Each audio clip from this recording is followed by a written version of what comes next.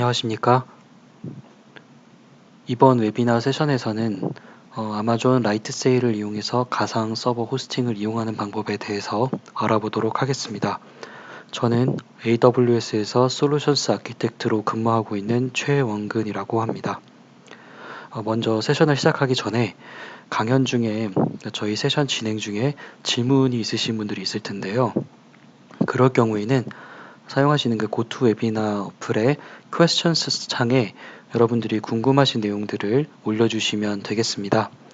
기본적으로 화면에 보시는 바와 같이 모든 질문은 공개적으로 답변이 되긴 합니다만 혹시 본인만 답변을 받고 싶으신 경우 그런 경우에는 비공개라고 앞에 표시를 해주시면 저희가 거기에 맞게 공개 범위를 정하고 답변을 드리도록 하겠습니다. 네, 그러면 이제 세션을 시작을 해볼 건데요. 오늘 세션의 어젠다는 다음과 같습니다. 먼저 라이트 세일이라는 서비스가 어떤 서비스인지 그 특징과 간략한 내용들에 대해서 살펴보고 간단한 라이트 세일에서 간단한 이제 VPS 서버를 생성하는 데모를 보여드리도록 하겠습니다. 두 번째로는 라이트 세일 어플리케이션을 작성하고 나서 이것을 확장하는데 어떤 요소들이 필요한지 그리고 그 확장 과정에는 어떤 요소들이 있는지에 대해서 간단한 이제 라이브 데모와 함께 안내를 해드리도록 하겠습니다. 세 번째는 라이트 세일 상에서 마이크로소프트 윈도우즈 서버를 직접 실행을 하고 거기에 접속해보는 그런 데모와 함께 그 관련 내용들에 대해서 살펴보겠고요. 네, 그리고 네 번째 같은 경우에는 라이트 세일에서 하이 어베일러빌리티, 다른 말로 고가용성 어플리케이션을 작성하기 위해서 어떤 사항들을 고려해야 하는지 그것에 대해서 간략하게 짚어보도록 하겠습니다. 네, 그렇게 네 가지 그 어젠더가 지나고 나면 이제 간략하게 여러분들에게 서머리 해드리고 그리고 레퍼런스에 대해서 링크를 드린 후에 이 세션 마무리하도록 하겠습니다. 네, 첫 번째 아젠다입니다. 이번에는 라이트 세일에 대해서 어떤 서비스인지 그리고 어떤 특징을 가지고 있고 어떤 요소들이 있는지 살펴보고요. 그리고 간단한 데모를 통해서 여러분들께 어떻게 라이트 세일을 실행할 수 있는지 말씀을 드리도록 하겠습니다. 네, 라이트 세일이라는 것은 AWS에서 VPS를 시작하는 가장 쉽고 빠른 방법입니다. 네, VPS라는 단어에 대해서 혹시라도 생소하실 수 있으실 분들을 위해서 VPS 간단하게 말씀을 드리면 영어로 Virtual Private Server, 우리말로는 가상 사설 서버라고 부릅니다. 그래서 이제 하나의 물리적인 서버를 나눠서 여러 개의 가상 서버로 사용을 하는 가상의 방법의 형태라고 이렇게 정의가 되어 있는데요. 네, 그런 라이트 세일에는 기본적으로 이제 방금 말씀드린 가상 사설 서버뿐만이 아니라 네, 영구적인 스토리지도 포함이 되어 있고요. 그리고 네트워킹도 포함이 되어 있습니다. 그렇게 세 가지 요소를 다 갖추고 있고요. 네, 굉장히 쉽고 빠르게 사용할 수 있다라고 말씀을 드렸는데 네, 과연 얼마나 빠른지, 얼마나 쉬운지를 말씀드리겠습니다. 원래 기존에 AWS에서 EC2 인스턴스를 직접 런치를 해보신 분들이라면 이제 저 절차들이 생소하지 않으실 텐데요. 네, 저 절차뿐만이 아니라 네트워킹 설정부터 시작해서 네, 인스턴스를 하나 생성을 하려면 다양한 설정들을 해주셔야 됩니다. 네, 그만큼 세밀하지만 좀 복잡하다라고도 볼 수가 있었지요. 네, 이러한 과정들이 라이트 셀에서는 클릭 한 번에 끝납니다. 이름 설정하고 플랜 설정하고 블루프린트만 설정하게 되면 네, 간단하게 클릭 한 번으로 이 모든 과정이 생략되게 됩니다. 굉장히 쉽고 빠르다라는 것을 이 화면으로도 보실 수 있고 조금 있다가 여러분들이 보실 라이브 데모에서도 확인이 가능합니다. 자, 그렇다면은 라이트 세일을 도대체 어디에 언제 사용하는 것이 좋을까요?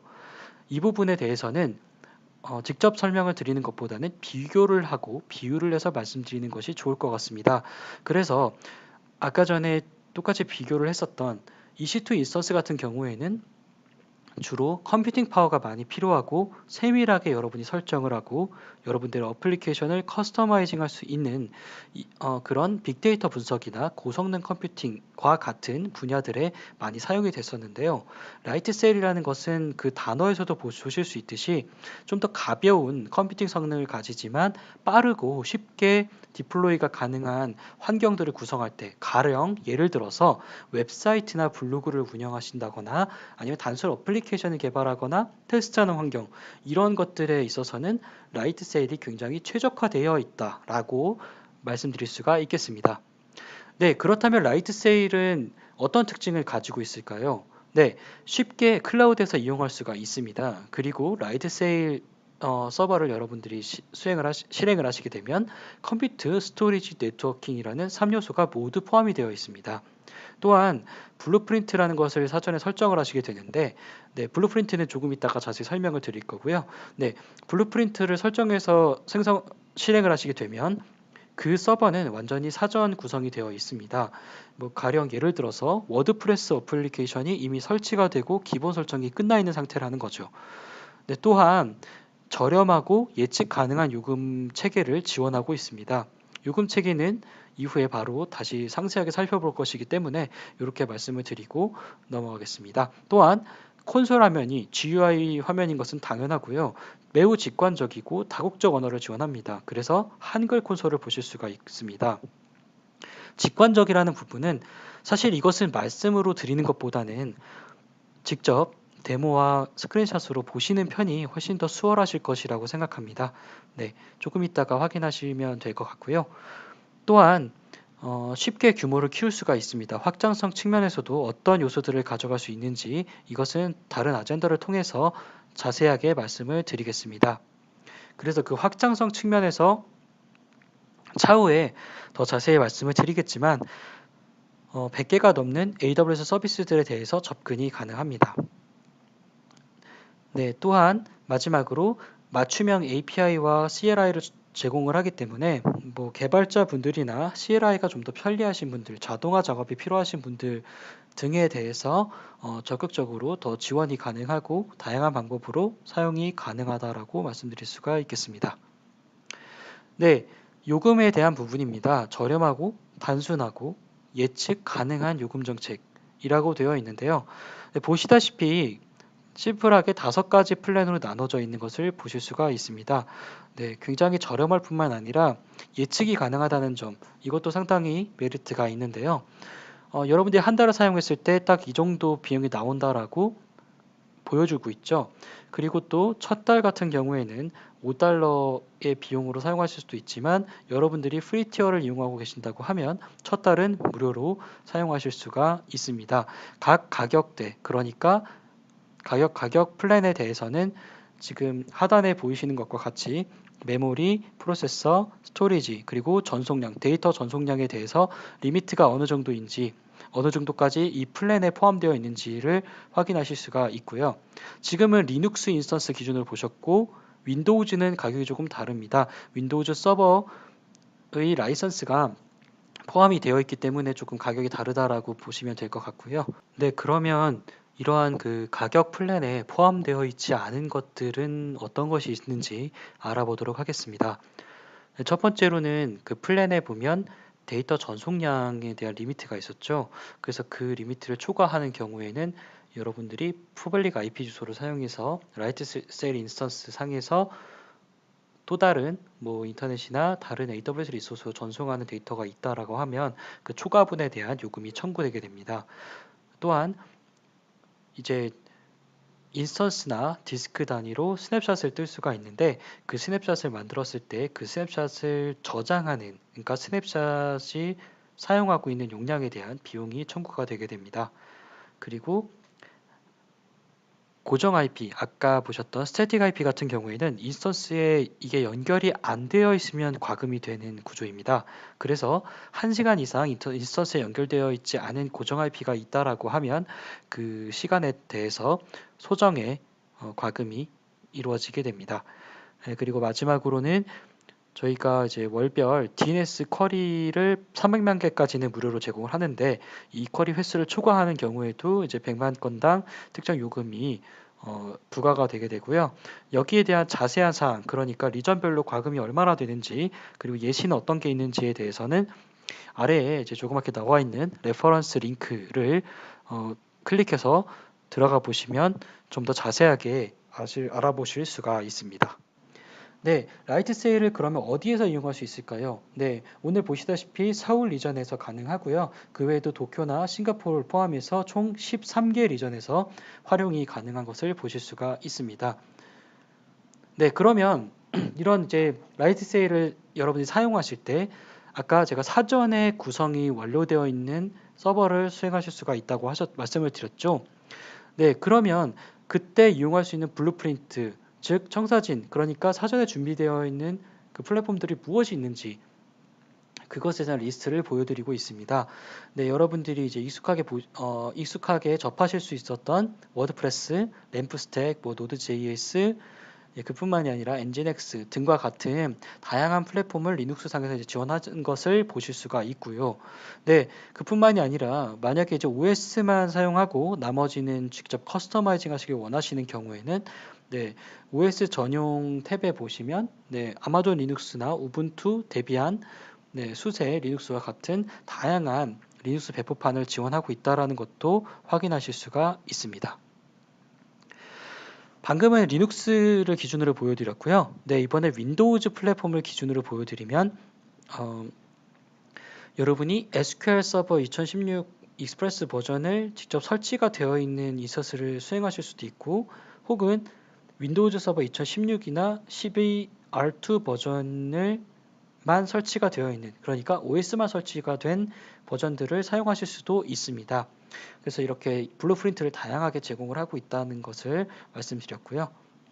네, 라이트 세일 서비스뿐만이 아니라 AWS는 이제 굉장히 빠른 속도로 혁신을 해나가고 있습니다. 그래서 업데이트에 대한 부분을 말씀을 드리면, 네, 2017년도 같은 경우는 저희가 언어를 좀 더 다양하게 지원을 하게 됐고요. 윈도우즈 서버 지원을 시작을 했고, 로드 밸런서를 이제 지원을 하게 됐고, 블락 스토리지를 추가를 해서 인스턴스에 또 붙여서 사용할 수 있는 그런 기능을 출시를 했습니다. 그리고 2018년도에는 총 3개의 리전을 추가함으로써 전체 13개 그 글로벌하게 리전에서 여러분들이 라이트 세일을 이용할 수 있게끔 네, 그렇게 업데이트가 되었습니다. 그러면 라이트 세일의 인스턴스를 어떻게 생성하고 그리고 접근이 가능한지에 대해서 간략한 데모 보여드리도록 하겠습니다. 그럼 지금 보시는 화면이 라이트 세일의 메인 콘솔 화면이 되겠습니다. 여기서 지금 기본적으로 제가 말씀드렸던 인스턴스를 생성하는 과정을 보여드리겠습니다. 현재 지금 인스턴스가 없는 걸 보실 수가 있고요. 인스턴스 생성 버튼을 눌렀습니다. 먼저 이제 생성할 때 설정하는 부분들이 몇 가지가 있는데 인스턴스의 위치, 그러니까 리전을 선택하는 건데요.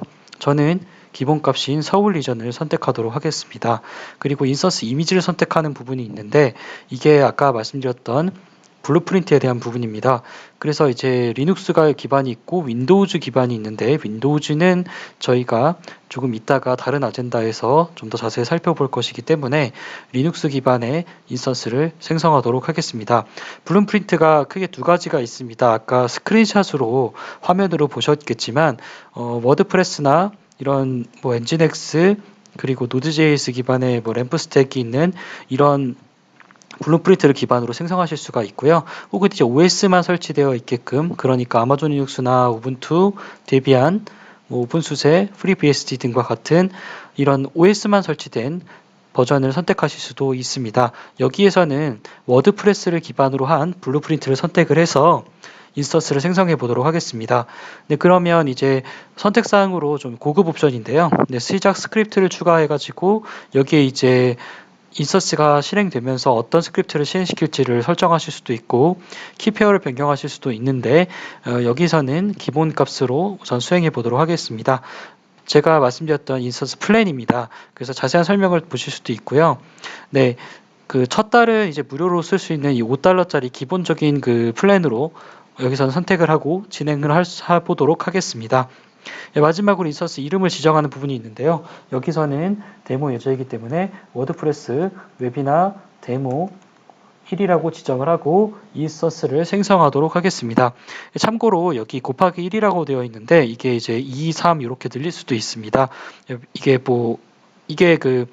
말 그대로 몇 개 생성할 건지를 정하는 부분인데요. 네, 이렇게 생성하게 되면 뒤에 이제 다시 1, 2, 3, 4 이렇게 붙으면서 이름이 여러 개가 생성이 돼서 각각 부여가 되게 됩니다. 여기서는 이제 데모 1까지 지정을 하고 생성 버튼을 누르겠습니다. 네, 그러면 아까 그 홈 화면으로 다시 왔는데 보시다시피 지금 현재 대기 중, 생성 중이라고 보시면 되겠습니다. 예, 시간 관계상 실행되는 과정을 생략을 하고 실행이 완료된 화면부터 보겠습니다. 보시다시피 제가 방금 전에 생성했던 인스턴스가 정상적으로 실행 중으로 나오고 있습니다. 아까 선택했던 가장 작은 플랜에 써져 있던 대로 한 개의 VPCU를 가지고 512MB의 메모리를 가지고 있고 20GB의 SS 기반 블록 스토리지 혹은 디스크를 가지고 있습니다. 여기 이제 우측 하단에 보이는 IP 어드레스가 이 인스턴스의 퍼블릭 IP 어드레스가 되겠습니다.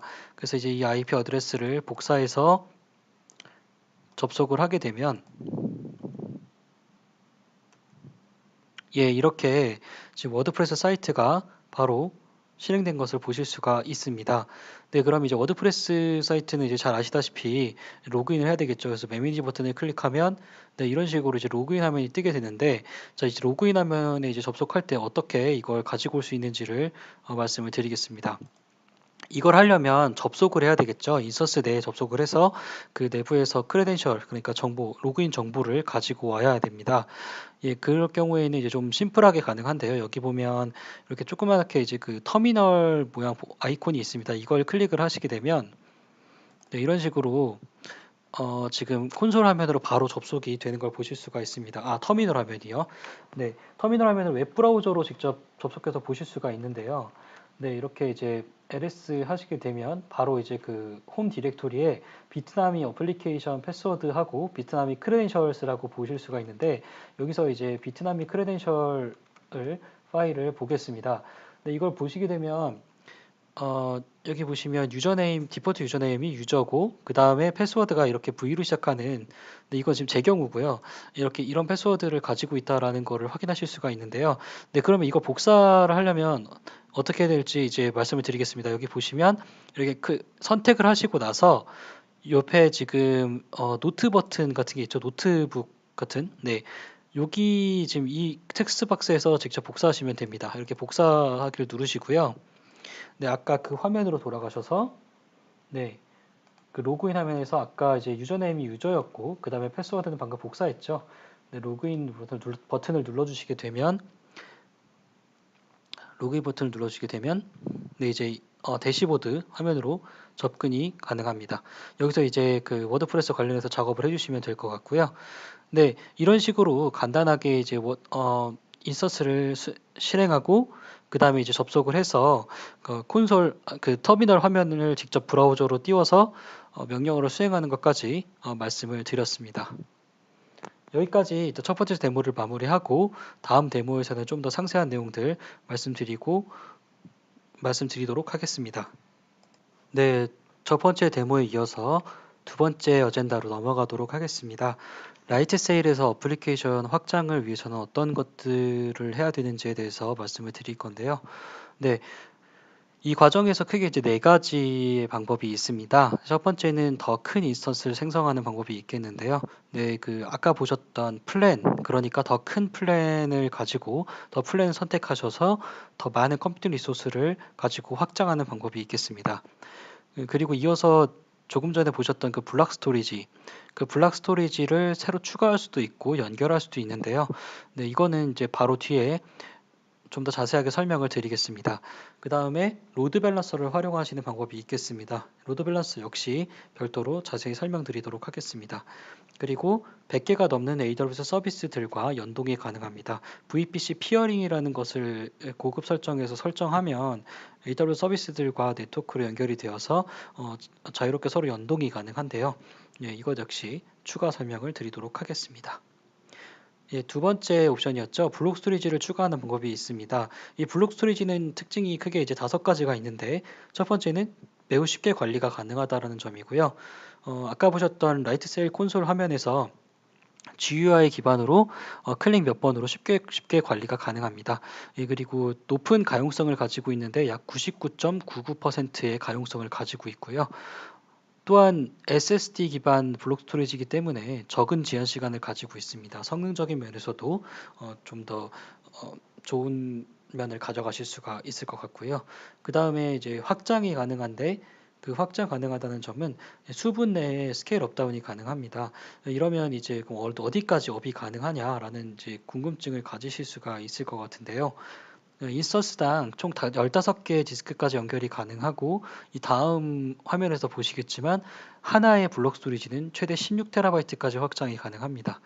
네, 그리고 이 블록 스토리지가 생성이 되거나 스냅샷을 이제 만드는 경우에 모든 데이터들이 자동으로 암호화되어 있습니다. 따라서 안전하게 사용하실 수가 있다는 그런 메리트가 있겠습니다. 블록 스토리지로 뭘 할 수 있을까요? 라는 항목입니다. 그래서 크게 이제 생성, 관리, 그리고 스냅샷을 이용한 백업이 있겠는데 생성은 리전과 가용 영역 어디다 만들 건지를 정하고 크기를 당연히 선택을 해야 되겠죠. 말씀드렸다시피 최대 16TB입니다. 생성을 그렇게 하면 완료가 되겠고요. 그 다음에 디스크 관리. 모든 디스크를 그 중앙 대시보드, 아까 보셨던 라이트 세일 콘솔에서 확인이 가능합니다.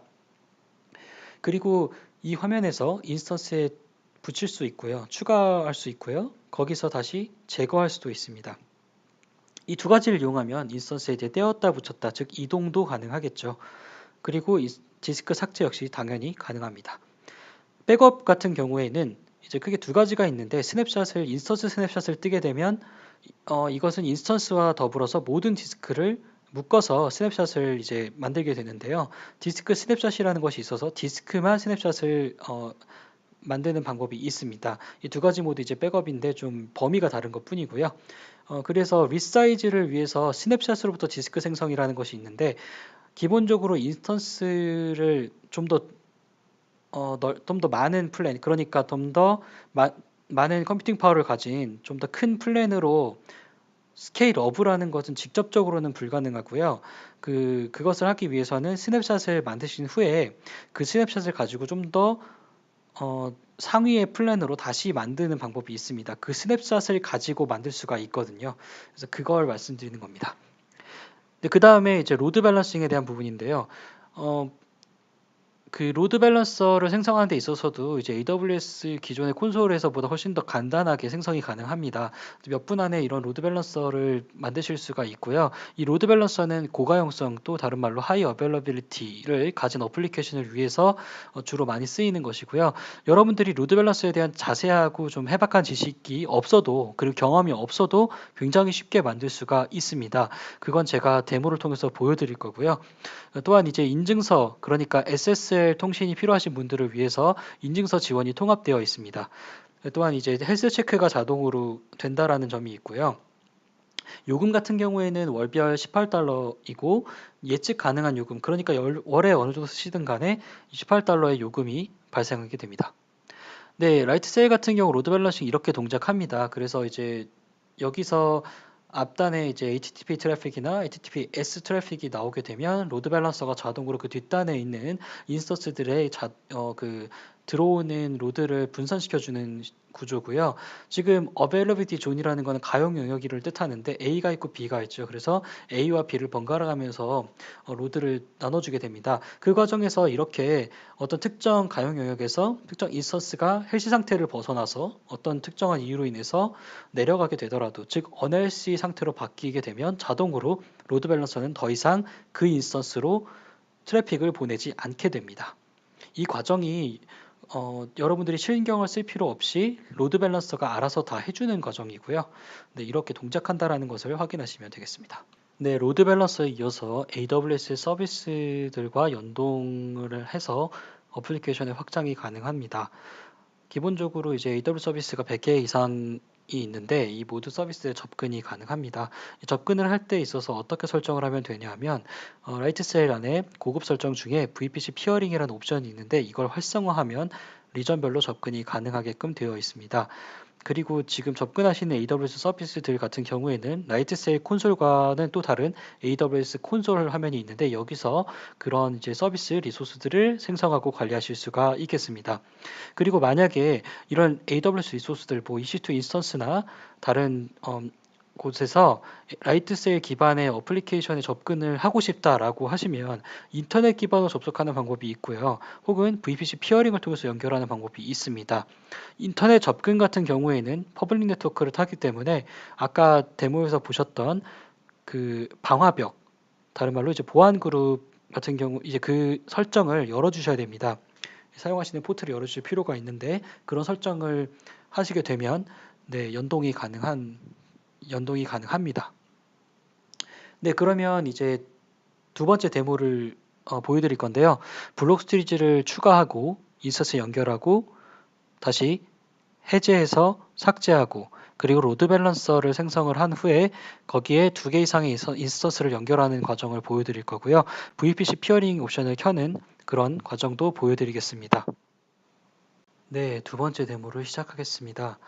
두 번째 데모에서는 기존에 만들었던 인스턴스, 첫 번째 인스턴스에다가 제가 같은 인스턴스로 워드프레스 인스턴스 두 번째 인스턴스를 만들어 뒀습니다. 이건 차후에 로드 밸런서 테스트를 위해서 제가 시간 관계상 미리 만들어 둔 인스턴스고요. 네, 그 로드 밸런서 테스트 전에 스토리지, 블록 스토리지를 추가하는 과정을 먼저 보여드리도록 하겠습니다.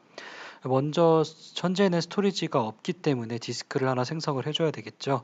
그래서 스토리지 디스크 선택을 하는데 기본값으로 두고 기본값으로 두고 생성을 하도록 하겠습니다. 네, 그러면 디스크가 생성이 되자마자 인스턴스 연결할 건지 물어보게 됩니다. 네, 그러면 저는 여기서 첫 번째 인스턴스에 이 디스크를 연결을 해주도록 하겠습니다. 연결 버튼을 누르게 되면 이렇게 연결이 되었다라고 표시가 나오게 되고 디스크 경로가 나오게 되는데 이 경로를 가지고 과연 이 디스크가 정상적으로 연결이 되었는지 인스턴스에 접속을 해서 알아보도록 하겠습니다. 네, 그러기 위해서는 기존에 제가 첫 번째 데모에서 말씀드린 대로 터미널 버튼을 클릭을 해서 터미널 창을 띄우고 그 창에서 디바이스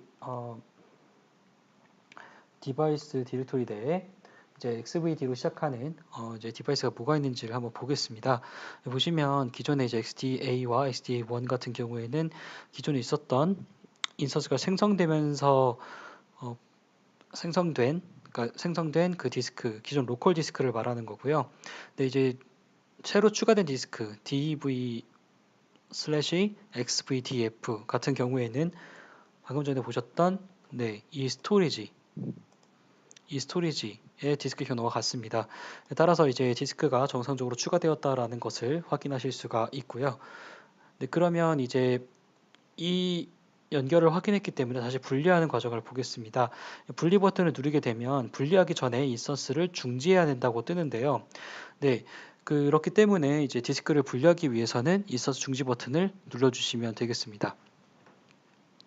인스턴스가 실행 중에는 이제 그 디스크를 원래 분리 못하게 되어 있고요.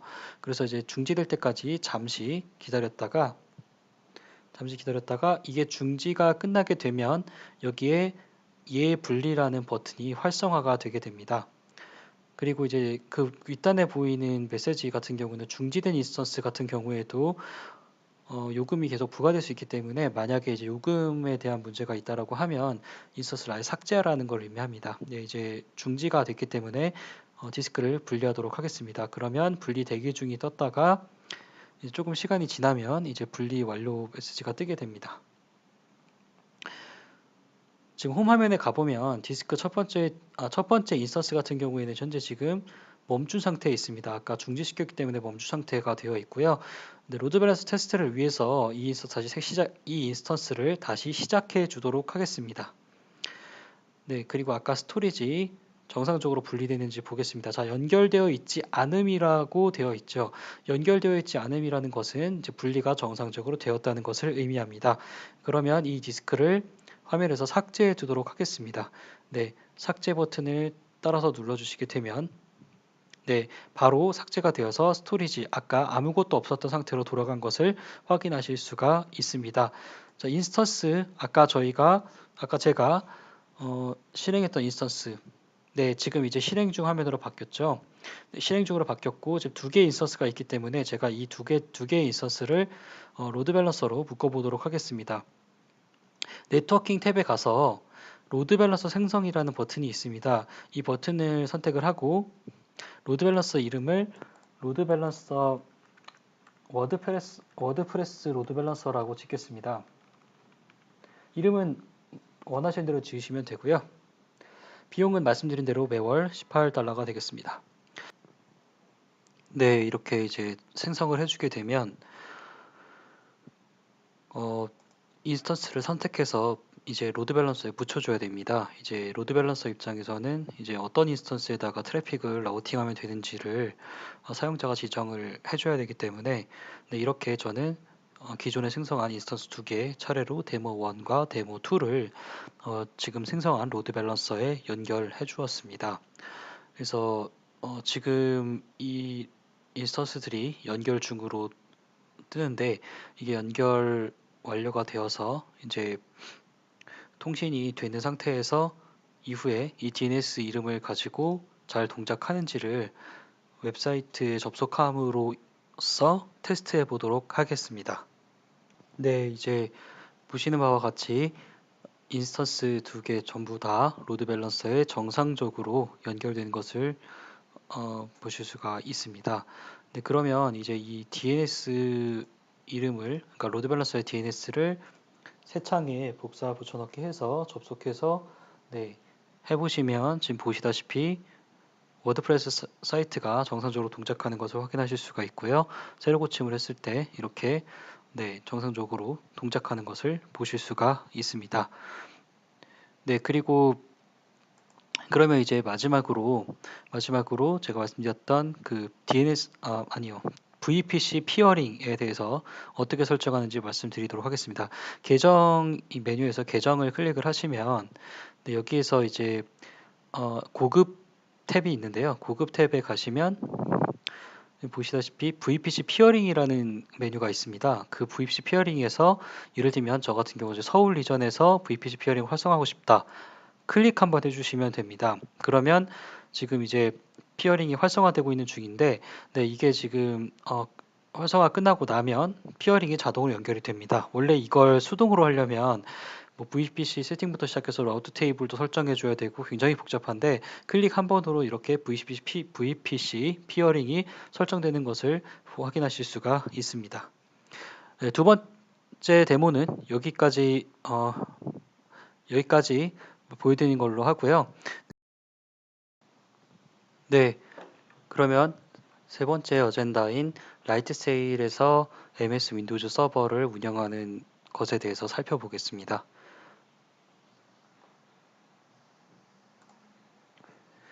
예, 라이트 세일에서 윈도우즈 서버를 사용하는데 이제 어떤 케이스에서 사용할 수 있는지 먼저 살펴볼 건데요.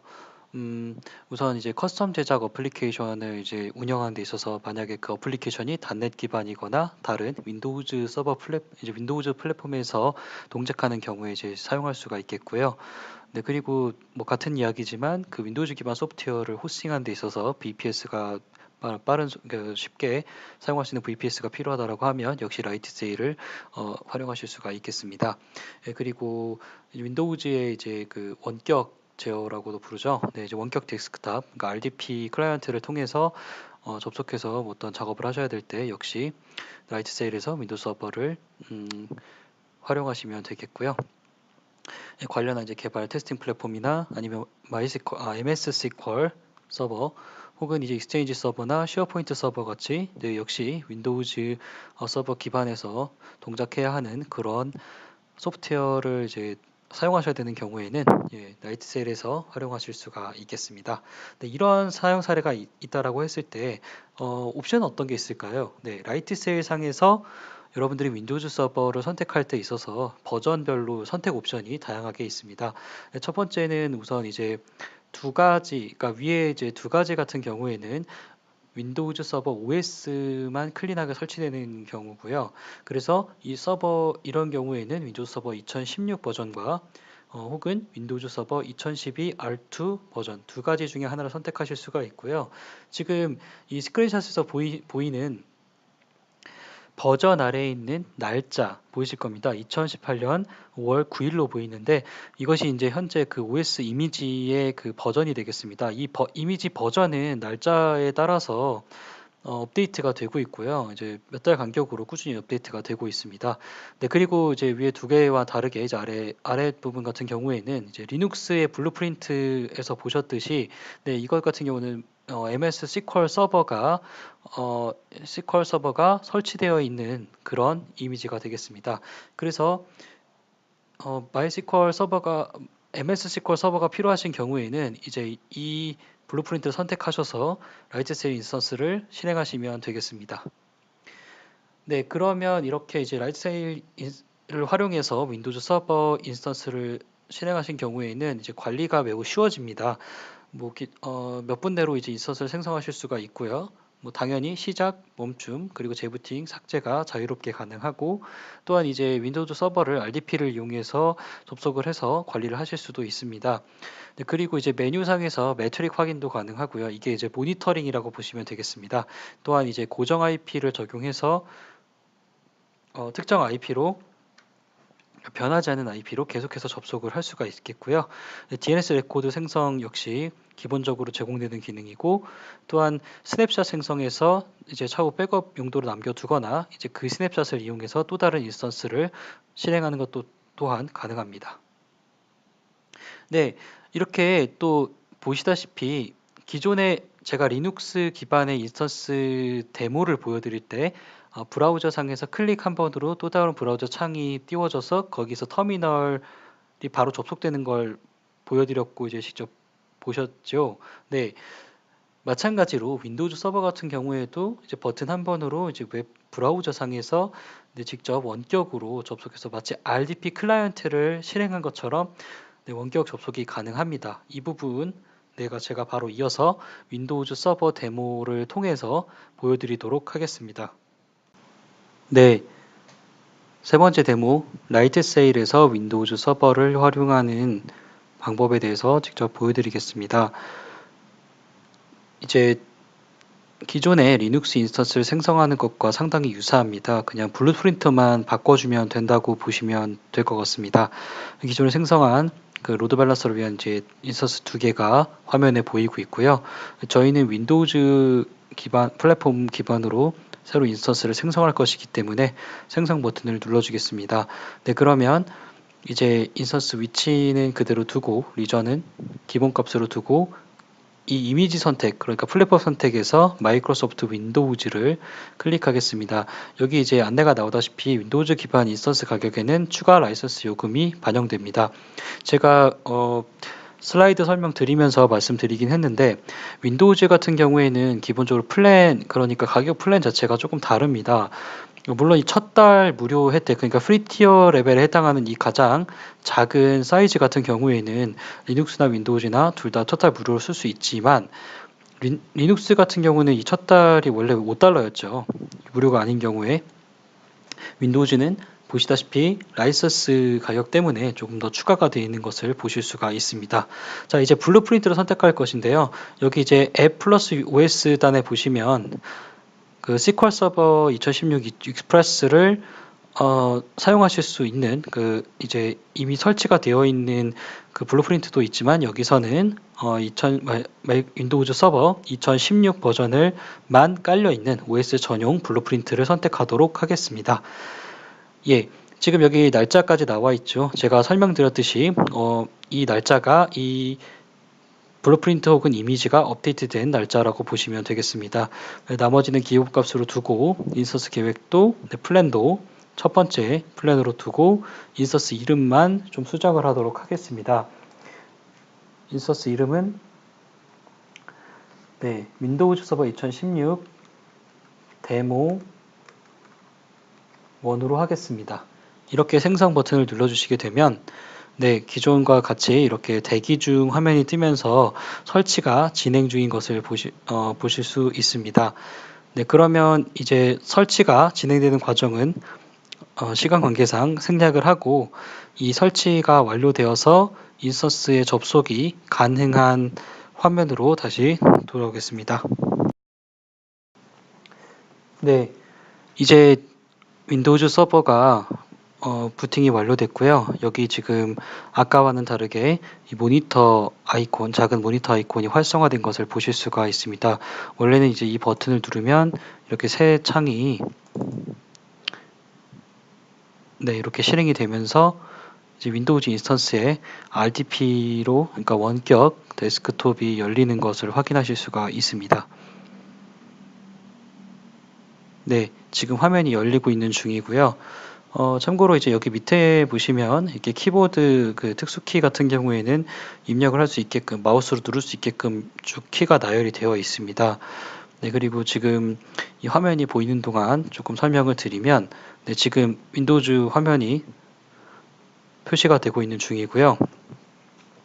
만약에 여러분들이 이렇게 지금 유저 로그인을 하라고 그 메시지가 나오죠.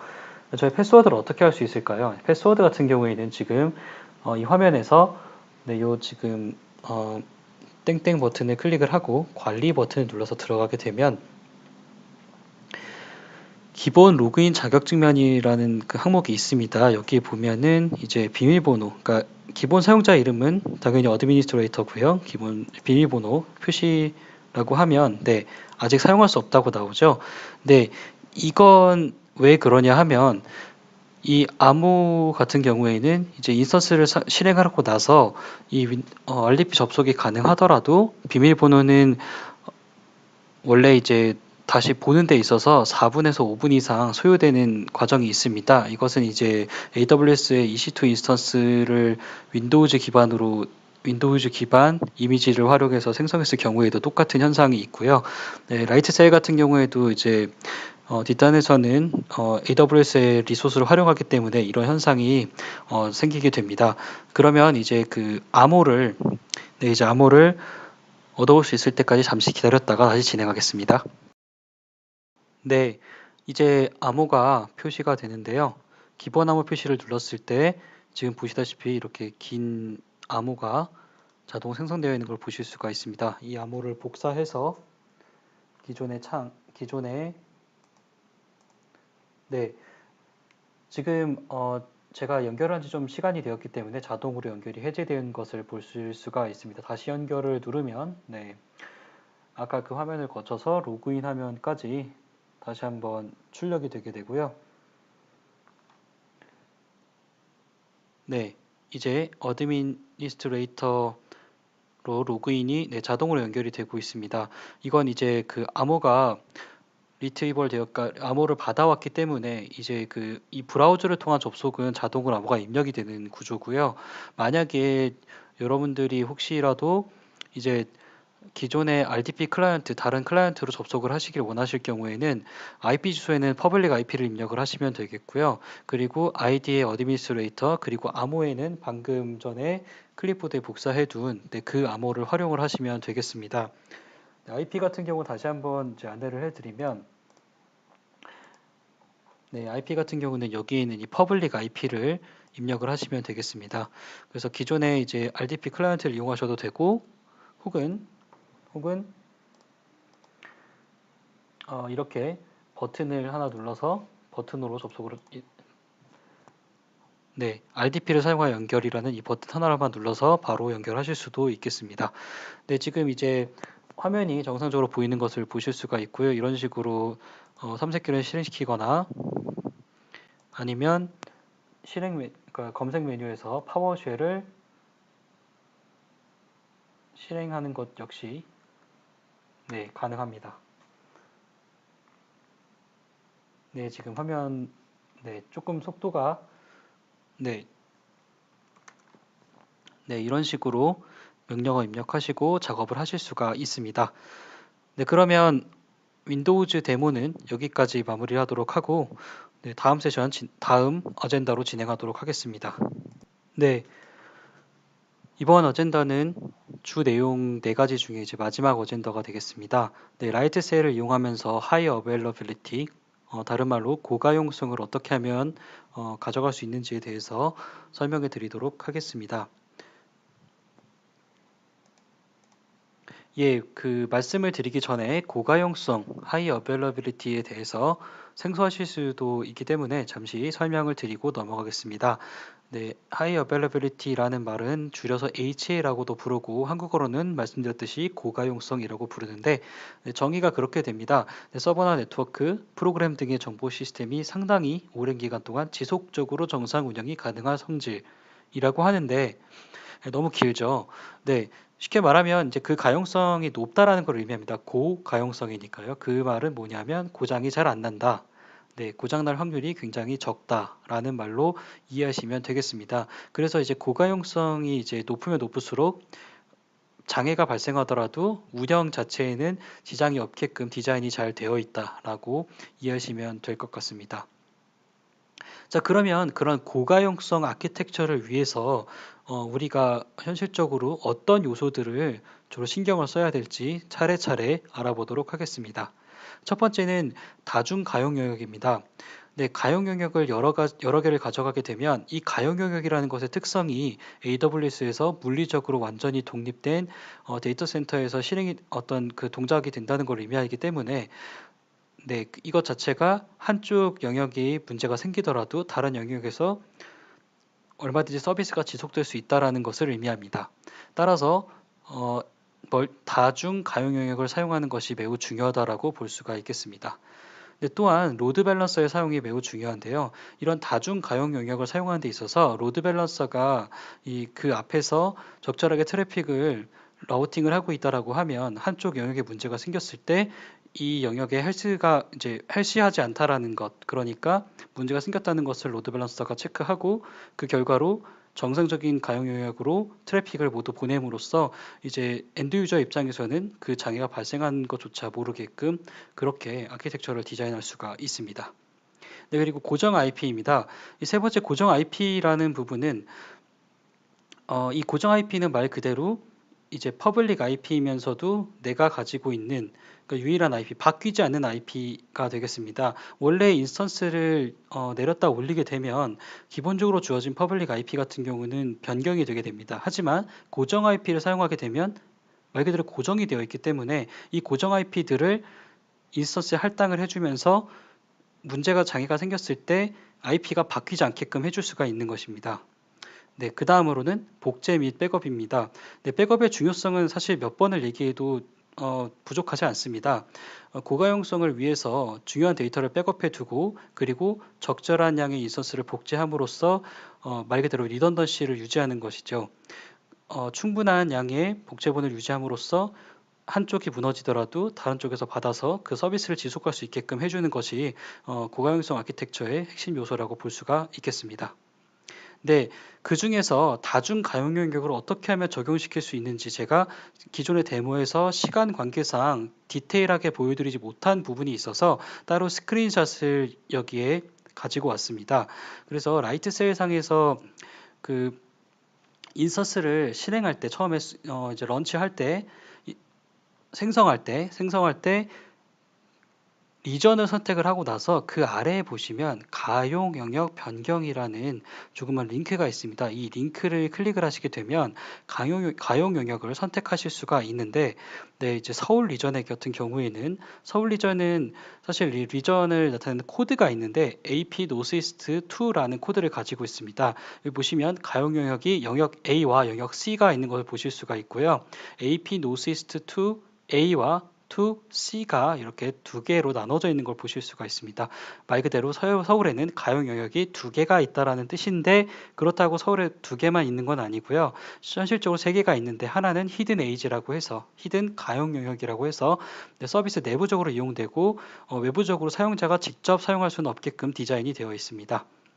네, 이렇게 가용 영역을 이제 여러 개를 쓰는 것과 동시에 그러면 고가용성 어플리케이션을 제작함에 있어서 어떤 과정을 거치게 되는지를 알아보겠습니다.